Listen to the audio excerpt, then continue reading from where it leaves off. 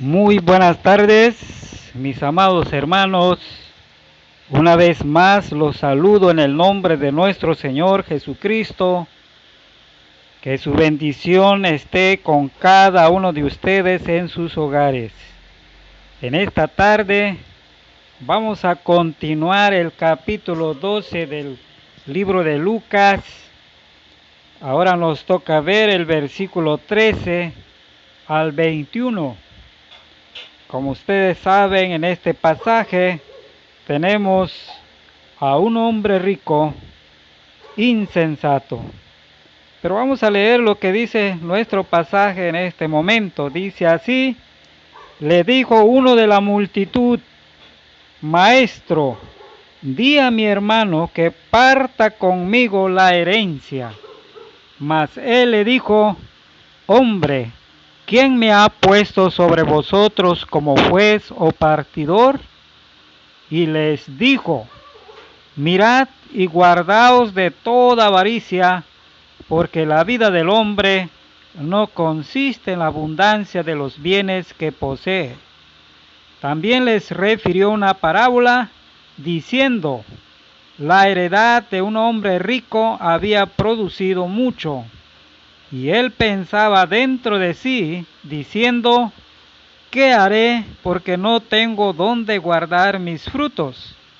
Y dijo: esto haré: derribaré mis graneros y los edificaré mayores, y ahí guardaré todos mis frutos y mis bienes. Y diré a mi alma: alma, muchos bienes tienes guardados para muchos años. Repósate, come, bebe, regocíjate. Pero Dios le dijo: necio, esta noche vienen a pedirte tu alma, y lo que has provisto, ¿de quién será? Así es el que hace para sí tesoro y no es rico para con Dios. Mis amados hermanos, es algo muy interesante lo que tenemos que ver aquí.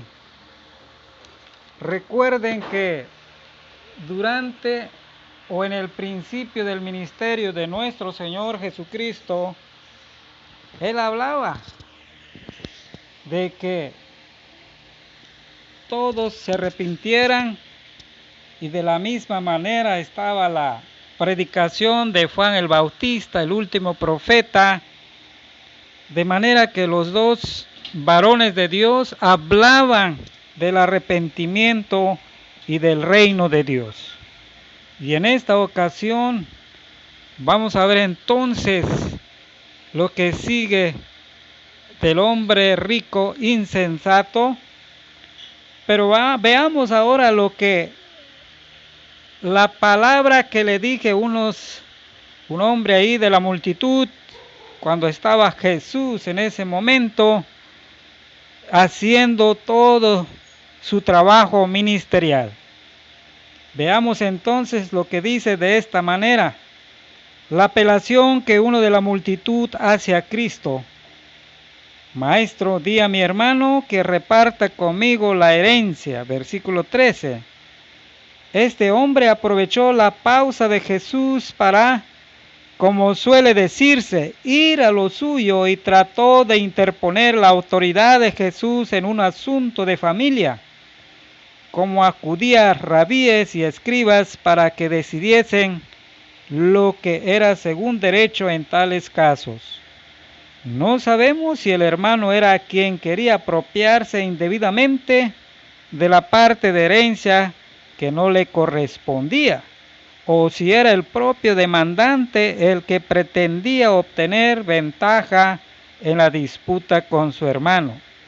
Lo cierto es que Jesús se negó a entrar en el pleito y aprovechó la ocasión para ofrecernos una lección de suprema importancia. Y en efecto, Cristo respondió a lo que parece como no velada indignación. Mas él le dijo: hombre, ¿quién me ha constituido sobre vosotros como juez o repartidor? Es lo que dice el versículo 14. Cristo no quiere asumir en cuestiones temporales poderes judiciales ni ejecutivos, y ojalá sus ministros se comportaran siempre del mismo modo que Él. Así que corrige el gran error de este hombre. Si se hubiera llegado a Jesús para que le instruyese sobre el modo de adquirir la herencia del cielo, Cristo le habría protestado o le había prestado toda la ayuda necesaria, pero en esta materia de herencia de la tierra o negocio, se negó a intervenir. Esto nos enseña lo que precisamente en este pasaje que estamos viendo. Primero, lo que Cristo Jesús vino a establecer en este mundo. Que el reino de Cristo no es de este mundo, es lo que vemos en Juan 18:36. Tiene que ver con lo espiritual, no con los asuntos temporales. Por eso, el cristianismo no le compete interferirse en las materias que corresponden a las autoridades civiles. Tampoco se interfiere en el modo de establecer los derechos civiles, aunque exige a todos que obren con justicia de acuerdo con las normas generales de equidad. No estimula a nadie a obtener ventajas materiales por medio o con excusa de observar las prácticas religiosas. Esto exige, en justa correspondencia, que el Estado no se entrometa en los asuntos espirituales, sino que permita y proteja la libre expresión de las creencias religiosas que no alteren la paz pública. Condena los litigios entre hermanos, versículo 1, Colosenses 6, 1 al 8, y exhorta a sufrir el daño más bien que a demandar al prójimo o vengarse de él. Romanos 12, 17 al 21. La ocasión que este incidente proporcionó a Cristo para dar a sus discípulos una enseñanza muy importante y provechosa para todos. ¿Cuál es la enseñanza? Va precedida de una seria amonestación. Mirad y guardaos de la avaricia. Versículo 15a. Es decir, según indican los dos verbos del original, observad, tened constantemente un ojo puesto en el corazón, a fin de que no penetren solapadamente en el pensamiento de avaricia, y custodiad. Dominad con mano dura vuestro corazón, a fin de que la avaricia no imponga en él sus perversos criterios, ni lo gobierne con sus malvadas normas. Una razón de suprema sabiduría para que nos guardemos de la avaricia, porque la vida del hombre no consiste en la abundancia que tenga a causa de sus posiciones, que eso lo vemos en el versículo 15b. Esto es, la felicidad que todo ser humano busca en este mundo no depende de que tenga muchas riquezas materiales, las cuales no pueden llenar ese abismo de anhelos y ansiedades que es el corazón humano, ni pueden satisfacer las necesidades más perentorias del espíritu.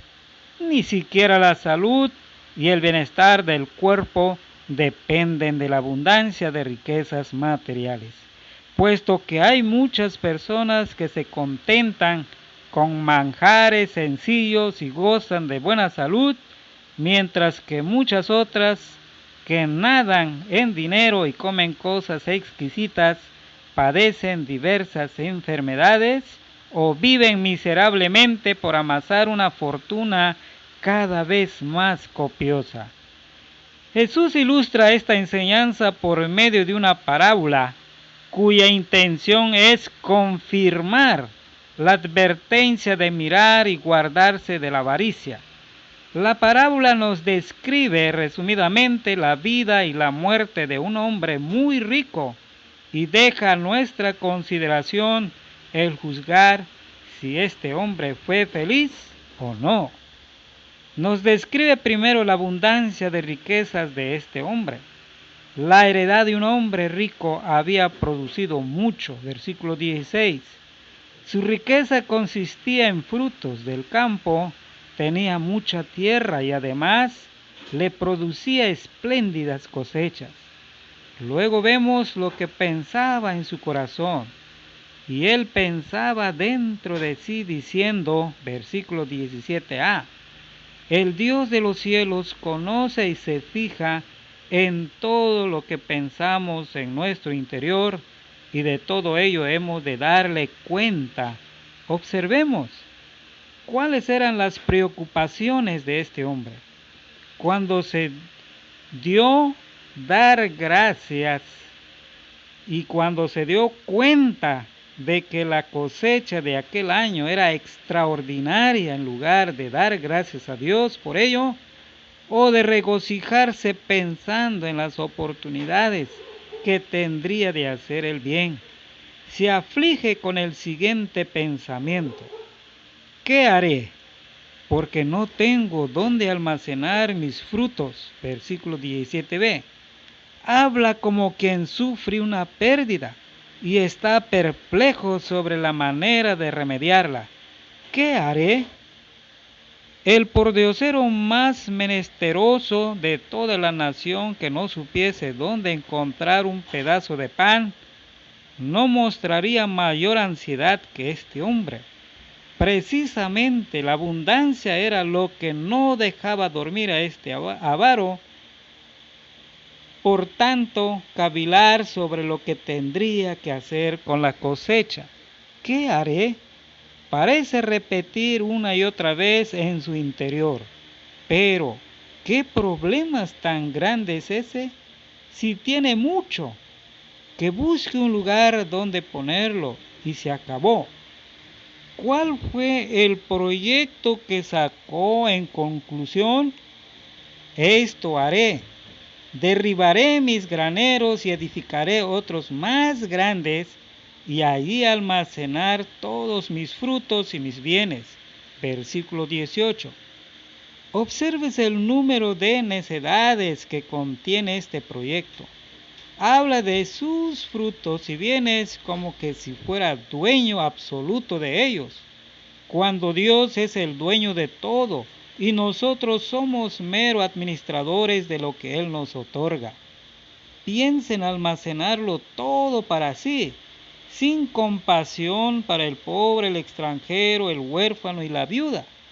Piensa en derribar los graneros que ya tiene y construir otros más grandes, como si el año siguiente no pudiese los campos rendirle escaso fruto y resultarle demasiado grandes los graneros que había edificado. Habla de derribar en vez de ampliar, con lo que va a salirle más caro el proyecto y van a aumentar las preocupaciones. Habla con falsa seguridad. Esto haré, sin tener en cuenta lo que leemos en Santiago 4, 13 al 15. Expresiones como estas son innecesarias porque nuestros días están en manos de Dios, no en las nuestras, y no sabemos ni siquiera si veremos el día de mañana. Cuán cómoda y feliz era la vida que esperaba disfrutar en adelante. Y diré a mi alma: alma, tienes muchos bienes en reserva para muchos años.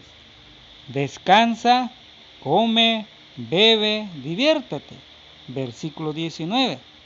Como se ve también aquí la tremenda necedad de este hombre, necio, al dejar para después de finalizar sus ambiciosos proyectos la comodidad de la que podría disfrutar, y ahora, más necio todavía, el tener por seguro que los bienes en reserva le durarán muchos años, como si no existiera peligro de robo, de incendio y etc. Necio también el tener por seguro que la salud de que disfrutaba el presente había de durarles muchos años. cuando no hay nada tan quebradizo como la salud corporal o mental. Necio sobre todo por el programa de vida que se había trazado para el porvenir, al no pensar en otra cosa que holgar, comer, beber y divertirse, vivir para comer, no comer para vivir, y esto se lo dice a su alma. Si hubiese dicho, cuerpo, tienes muchos bienes, etc. Quizá tendría sentido la frase, pero el alma no se sacia ni con un granero lleno de trigo, ni con un cofre lleno de oro. Si hubiese tenido alma de cerdo, el programa habría sido muy apropiado. ¡Qué absurdo! Tan grandes que seres humanos, dotados de un alma inmortal y de un espíritu potencialmente capacitado para goces de un orden superior, celestial, parezcan conformarse con el manjar de los cerdos, y ya que una gracia muy grande por parte de Dios, si nadie se les da. Eso lo vemos en el versículo 15 al 16. Mis hermanos, ¿cuál es la respuesta de Dios? La respuesta de Dios es algo muy contundente. El juicio de Dios sobre la necedad de este hombre. El rico había dicho a su alma, descansa, diviértete, y para muchos años. Si Dios hubiese estado de acuerdo con él, quizás habría podido este hombre disfrutar de la tanta deseada felicidad. Pero Dios no pensaba así. Pero Dios le dijo, necio, esta misma noche vienen a pedirte tu alma. Versículo 20. Esto se lo dijo cuando el hombre se hallaba en la cima de la autosuficiencia, cuando no tenía otra preocupación que la de ensanchar sus graneros y prometerse para después una vida de placer. Quizás estaba ya dormido o soñando bellos sueños cuando Dios le dijo esto. ¡Qué trágico despertar! ¡Qué trágico despertar para este hombre que de alguna manera había ofendido a Dios! La sentencia que Dios pronunció contra él, y fue una sentencia de muerte. Esta noche vienen a pedirte tu alma, y lo que has provisto, ¿para quién será? Pensaba el necio que tendría bienes para muchos años, pero ha de despedirse de ellos esta noche, y no sabe quién disfrutará de ellos. Notemos que la muerte es representada así como un arresto por sorpresa del alma. Vienen a pedirte tu alma, como si dijera, ¿para qué quieres alma si no sabes usarla mejor? Quien está bien con Dios no teme entregar el alma, pues se va alegremente a la presencia del Señor.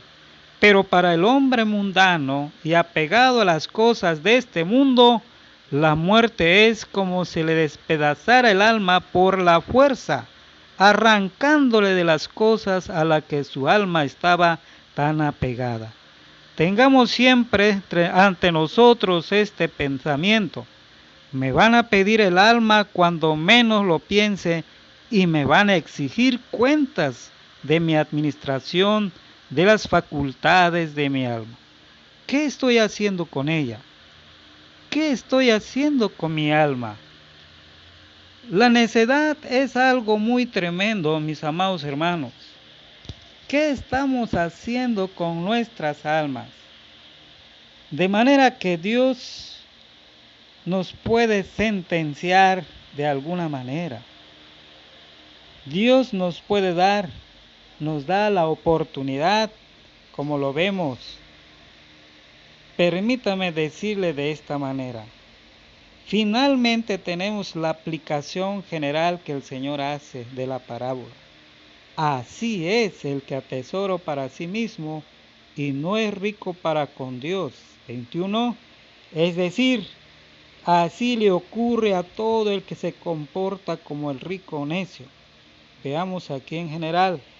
La descripción de un mundano atesora para sí mismo, para sí en oposición a Dios. Para él yo, que es preciso negar y crucificar a fin de ser discípulo de Cristo, para el yo carnal según el cual toda la vida consiste en la abundancia de posiciones terrenales. Versículo 15. Este es el gran error de quienes tienen por tesoro los placeres y las riquezas de este mundo, lo que agrada a la carne, las cosas de esta vida, como si no estuviesen alma y no hubiera otra vida en la que hay que pasar toda la eternidad. Pero el error más grande de tales personas es que no son ricos para con Dios, no son ricos en las cosas que son de Dios y que agradan a Dios. Muchos que andan en la abundancia de las cosas de este mundo están completamente destituidos de lo que de veras enriquece a una persona, de lo que hace rico para Dios y para toda la eternidad. Amados míos, así es como nuestra vida. Tenemos que pensar mucho en guardar nuestra alma para con Dios. Ese es el pleito entre Satanás y nuestro Dios Todopoderoso, en donde sale todas nuestras emociones, las palabras bonitas, bellas y agradables, pero también donde salen aquellas emociones fuertes y agresivas y ofensivas en contra de la deidad de nuestro Dios. Gracias a nuestro gran Dios Todopoderoso por esta parábola y la palabra que nos enseña el cuidado que debemos de tener de toda avaricia. Bendito sea, pues en esta tarde vamos a hacer una oración breve y sencilla. Gracias, muy buen Dios. Gracias por tu palabra, gracias por guardarnos y permítanos ser humildes ante tu presencia. Permítanos, Señor, que todo lo que provees es para gracia de nosotros mismos, y si lo provees más de lo ansiado de lo que podemos tener, te agradecemos humildemente, porque solamente tú sabes nuestras necesidades más que nosotros mismos. Alabado y bendecido sea tu santo nombre, en el amor de Cristo Jesús, nuestro Salvador. Amén y amén.